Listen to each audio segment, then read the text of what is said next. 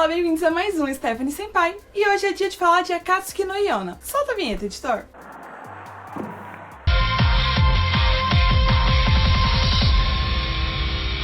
Essa pauta é uma pauta que eu já tô macerando ela. I'm sorry, a what? Macerando, essa palavra existe? Porque toda vez que eu falo uma palavra diferente, eu já tô por aqui que eu tô falando errado, então né? Mas eu já tô pensando nessa pauta há um tempo, porque eu acompanho o mangá de Akatsuki no Yona, porque o anime foi maravilhoso, mas foi muito curto, a gente só tem uma temporada. E eu queria falar um pouco sobre o mangá aqui. Óbvio que vai ter um pouco de spoiler,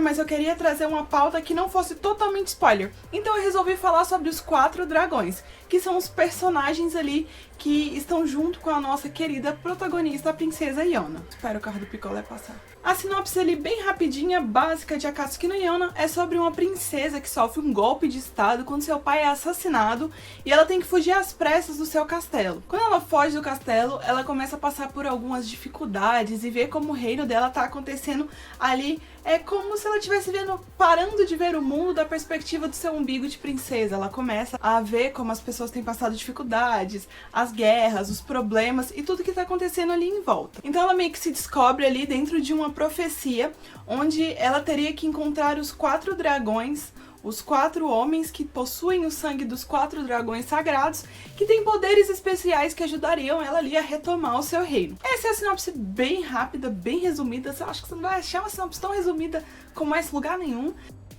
Agreed? Essa é a sinopse rapidinha aí de Akatsuki no Yona. O rei Hiryu, na verdade ele não era o rei, ele é um grande dragão vermelho sagrado. Ele desceu à terra para ajudar os seres humanos, para ver como é que funciona. Aí quando ele viu toda a dificuldade que a humanidade estava passando, ele resolveu ficar por aqui e ele se tornou o primeiro rei de Kyoka.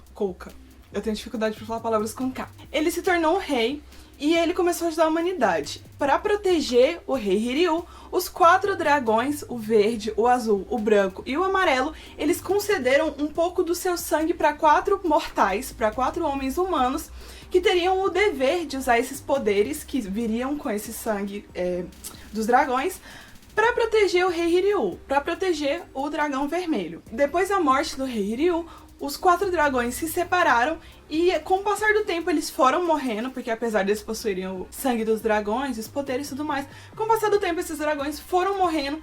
Sempre que um dragão estava próximo de morrer, outro dragão nascia para substituí-lo, que seria tipo a sua reencarnação, e ele vai perdendo os poderes ao pouco e morre.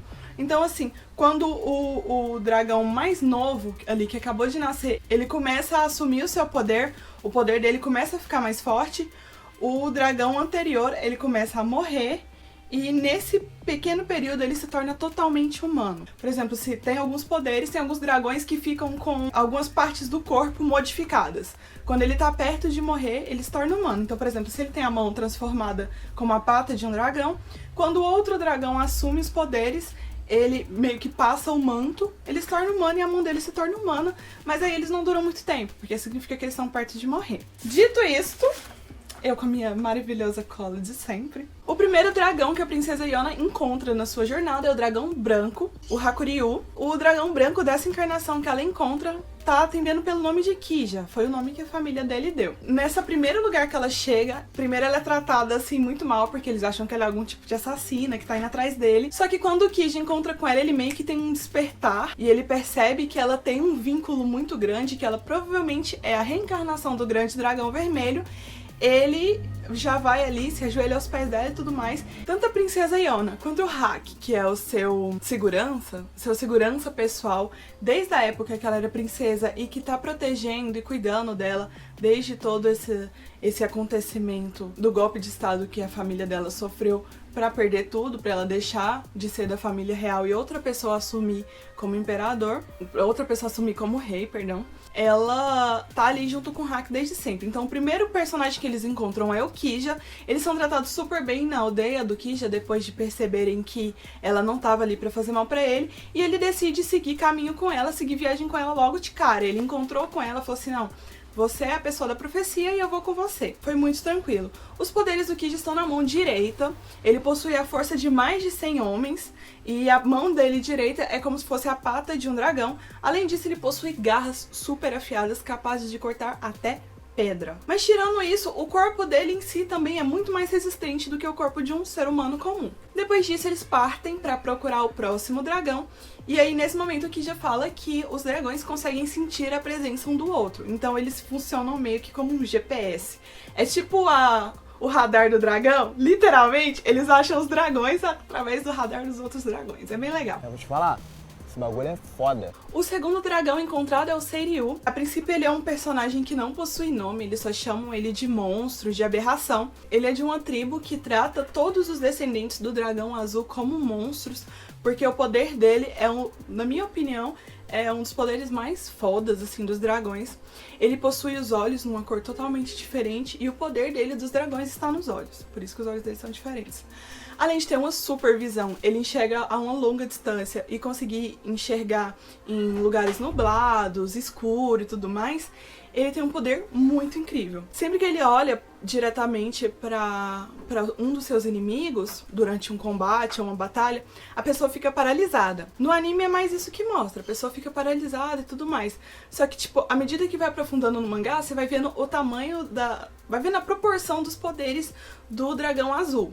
Que mais pra frente, quando ele se une ao grupo da Iona, ele decide seguir com ela. Quando ela demonstra preocupação e trata ele como um ser humano, que é o que ele não era tratado na tribo dele, a Iona dá o nome pra ele de Shinja. O poder dele, do Shinja, quando vai se mostrando, é muito mais foda, na minha opinião. No mangá tem cenas muito lindas dele usando o poder dele. É como se, enquanto a pessoa tá paralisada, uma grande sombra em formato de dragão fosse comendo as partes da pessoa. Fisicamente não aparece, não dilacera, não sai sangue, não quebra nada. Mas segundo as pessoas que são afetadas por esse golpe, é uma dor excruciante. É como se realmente tivesse um dragão comendo os pedaços da pessoa. O golpe final é quando ele ataca o coração. Então assim, tem uma parte do mangá em que o Shinja, ele é meio que possuído pelo dragão anterior, que tá cheio de mágoas e tudo mais. Só a Iona consegue conversar com ele, porque ele tá meio que querendo destroçar todo mundo à sua volta. É um poder que é muito bom, mas é muito perigoso. O Kija, quando ele usa os poderes dele demais, ele fica extremamente exausto, mas é algo assim mais pela quantidade que ele usa. Já o Shinja, quando ele usa muito os poderes dele, até determinado ponto, ele fica paralisado. Então é uma faca de dois gumes. É um poder muito foda, mas à medida que ele usa, ele também sofre. É tipo aquele personagem do Street Fighter, que quando ele dá o golpe, ele também perde um pouco de sangue. Eu nunca lembro qual é o personagem. Se você já jogou o Tenshinhan do Dragon Ball, sempre que ele usa aquele golpe dele, que ele morre um pouco, é mais ou menos a mesma premissa. Então, se ele usar esse poder demais, com muita gente ao mesmo tempo, ele não só vai ficar paralisado, ele também fica meio que desmaiado, um semi-coma. E é isso, ele se junta ao grupo da Iona, ele é um pouco mais relutante, mas se junta a ela, assim que ela demonstra interesse nele como ser humano, não só como arma. E a história do Shinja é muito triste. O Kija, ele teve aquela questão de ser tratado ali como uma divindade, mas ele estava sempre longe dos pais, não teve aquela proximidade. Só que quando você chega no Shinja, ele foi tratado como um monstro. A mãe dele, quando ele nasceu, ela se matou porque ela não queria ser a mãe da criança amaldiçoada. E ele foi criado pelo dragão azul anterior. Então, assim, ele passa por coisas muito graves com esse dragão. E o momento da morte desse dragão, que é ele atende pelo nome de Al, quando ele morre é bem triste, porque ele finalmente... eu deixei de ser um monstro e virei humano. Aí, tipo, ele morre e o Shinja, ele recebe esse manto, esse fardo de ser o dragão azul, de ser o novo monstro. E aí ele tá totalmente sozinho de novo, então assim, ele é um personagem que a história dele é bem triste. Eu acho que isso diz muito a respeito dele ser um personagem totalmente calado, que a gente quase não escuta a voz dele no anime. No mangá ele fala um pouco mais, em alguns momentos pontuais. O terceiro dragão, a princesa Iona e os seus agora companheiros, que já são 3, o Haki, o Kija e o Shinja, eles vão pra cidade de Awa, e lá eles encontram um grupo de piratas. E nesse grupo de piratas tem um cara que acaba fazendo muita amizade com o Haki, porque eles são muito parecidos em alguns pontos.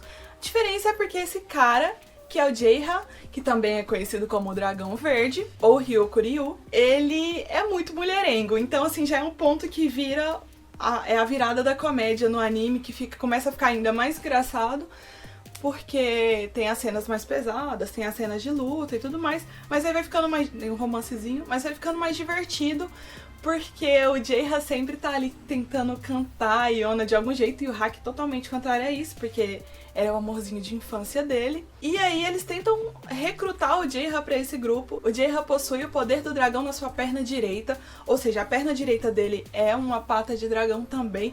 No anime mostra bem pouquinho. É muito bonitinho, mostra ele bebezinho com um pezinho de lagartinho verde assim, é muito bonitinho.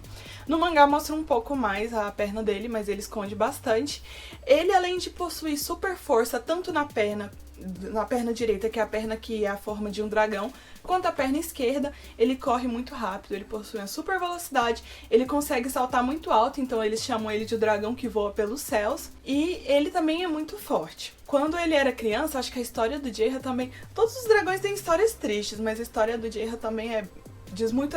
Eu acho muito bonito isso em Akatsuki no Yona, porque a construção do personagem é muito boa. Tem toda a personalidade ali e quando mostra a história do personagem faz totalmente sentido porque que aquilo tá acontecendo.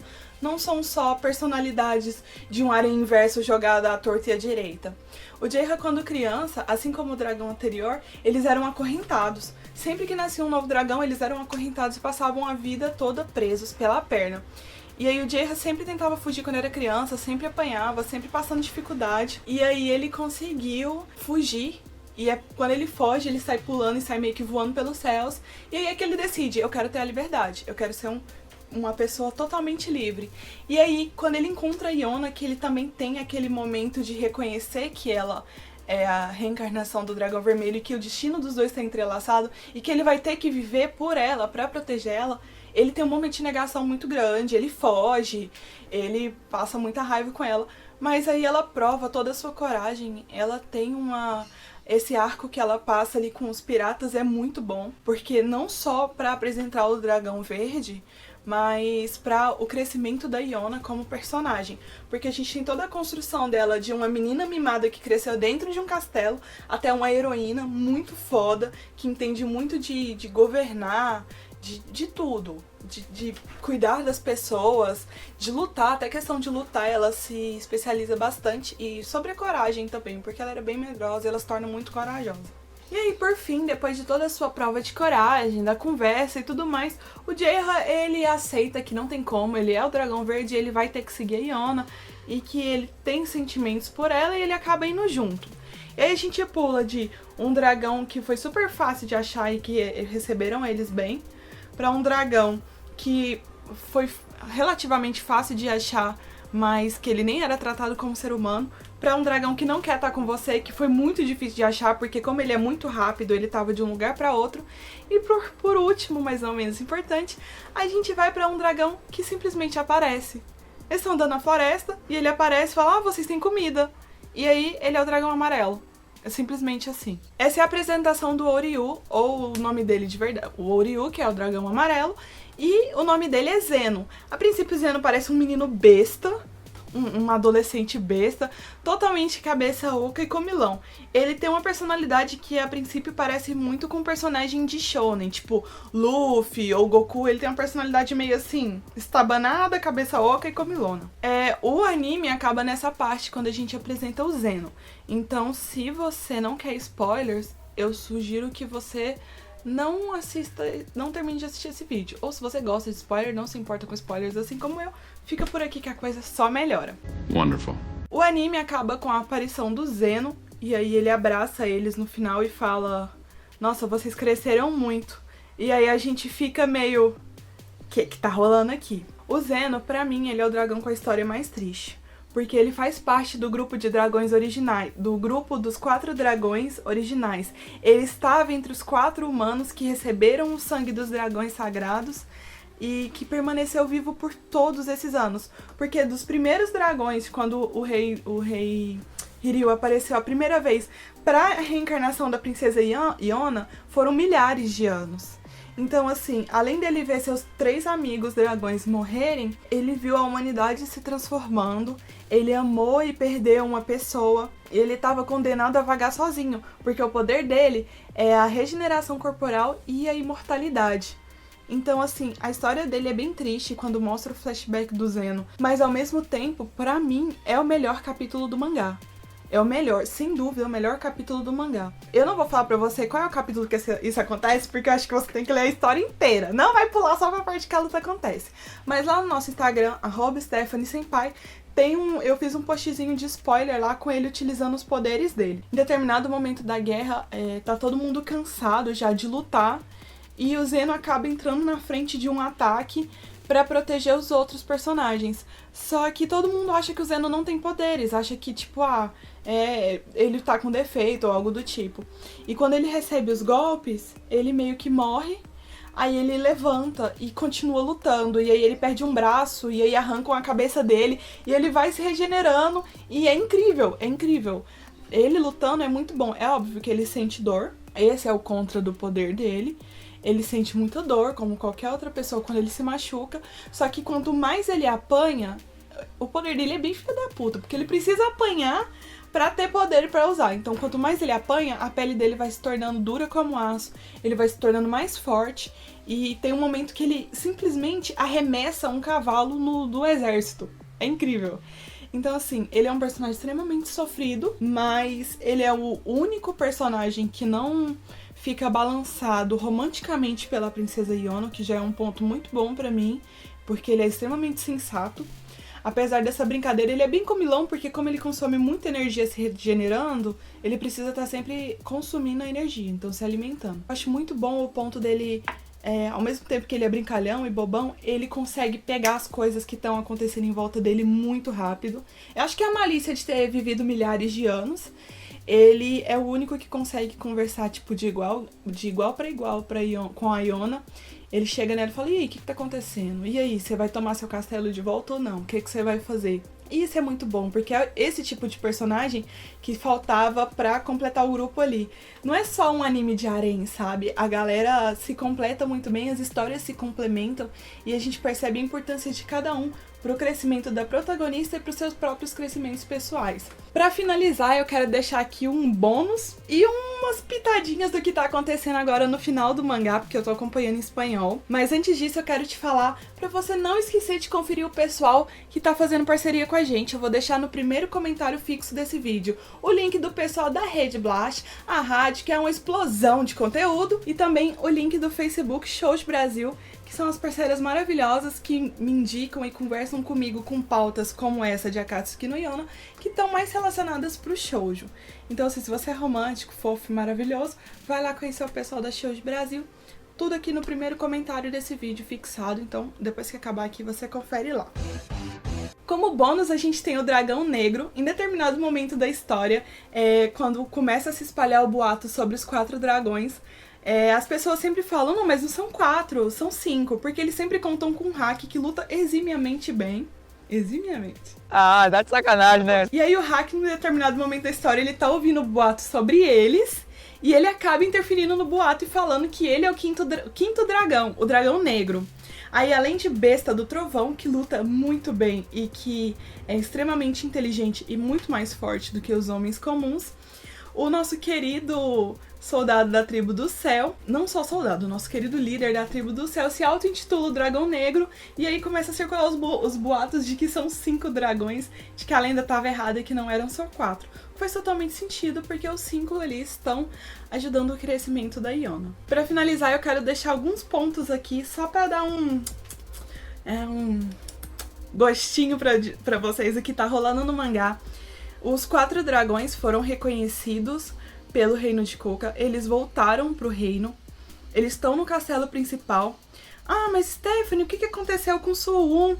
O Suwon aceitou os 4 dragões, aceitou a Yona de volta, tá rolando muita coisa. Eu não vou dizer que o ódio de vocês pelo Suwon vai acabar, mas eu devo dizer que tem muita coisa pra enxergar sobre esse personagem. Ele não queria simplesmente se tornar rei por um capricho. Então, a construção do próprio vilão é muito boa, vai acontecer muita coisa adiante, vai ter coisas relacionadas a drogas, tráfico de drogas, tráfico de pessoas, então tem muito que você assistir. O mangá tá pegando fogo e eu acho que já tá na reta final, pelo menos pra mim que tô lendo em espanhol. Em japonês provavelmente já tá no laço do passarinheiro pra acabar. Mas é isso, eu espero que vocês tenham gostado do vídeo de hoje com essas pitadas de spoilers, que por mais que eu evite falar spoilers, que eu me segure pensando, ninguém vai gostar disso se tiver spoilers, vão brigar comigo. Vocês geralmente gostam de spoilers, hein? Vocês são danadinhos e danadinhas. Eu vou ficando por aqui. Se você gostou, não se esquece de deixar aquele like, ativar o sino maravilhoso pra receber notificações e se inscrever no canal. Semana que vem eu tô de volta. Um beijo e até lá!